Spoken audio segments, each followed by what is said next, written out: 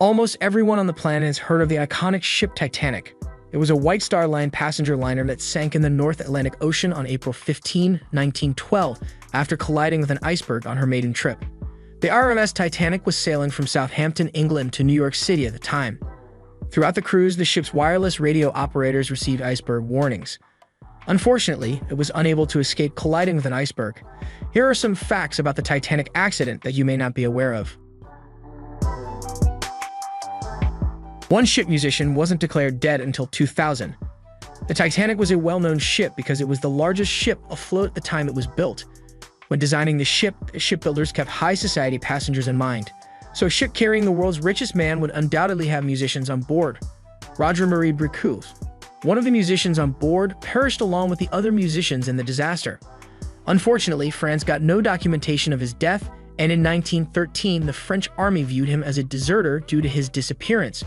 Bricout was pronounced dead only in the year 2000. The band went down playing music.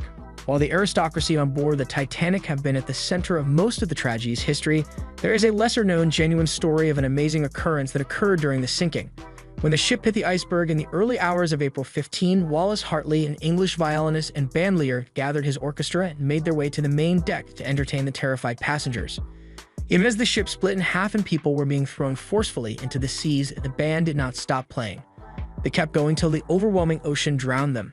The sinking claimed the lives of all members of the band. Their bravery, dedication, and sacrifice will be immortalized in the terrible story of the ship. A Titanic survivor also survived the Britannic. The Titanic was one of 3 Olympic-class ocean ships built for the White Star Line by the Harland and Wolff shipyard.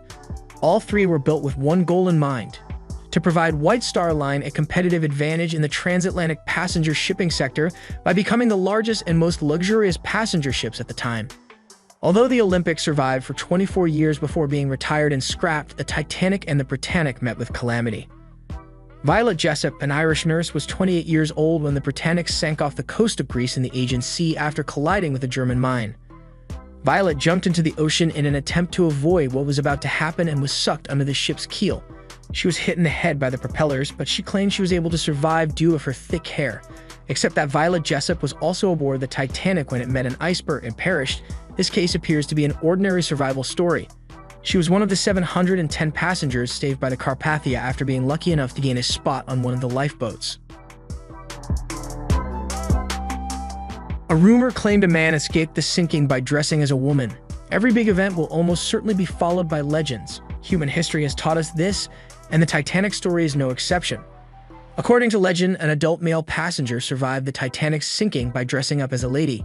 During the rescue attempt after the Titanic collided with the iceberg, the rescuers prioritized women and children. But suddenly it became clear that the Titanic would sink. So it stands to reason that a man who wanted to flee the sinking ship could need to disguise himself as a woman. William T. Sloper of New Britain, Connecticut, is accused of doing this. In a New York newspaper, he was publicly humiliated as the man who got off in a woman's clothing. Sloper, in fact, avoided the disaster in the very first lifeboat deployed. This is because, at the time Sloper was assigned a seat on the lifeboat, many of the Titanic's passengers had yet to realize the gravity of the situation, and few were willing to sit in a lifeboat in the open sea. Sloper was already in a lifeboat by the time the gravity of the situation became clear to everyone on board the Titanic. 1958 film had survivor try to symbolically go down with the ship. Lawrence Beasley was a Titanic's second-class passenger. When the ship hit with an iceberg, he was in his cabin, E56, at the time. When Beasley spotted something out of the ordinary, he approached a steward and inquired as to what had occurred, but the steward said that nothing out of the ordinary had occurred. Beasley, on the other hand, was skeptical. He went to the A deck to look into it, but somehow missed the entire episode. As a result, he chose to return to his cabin.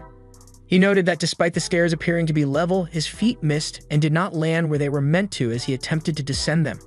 He returned to the A deck and realized what was going on this time. He was able to elude capture by using a lifeboat.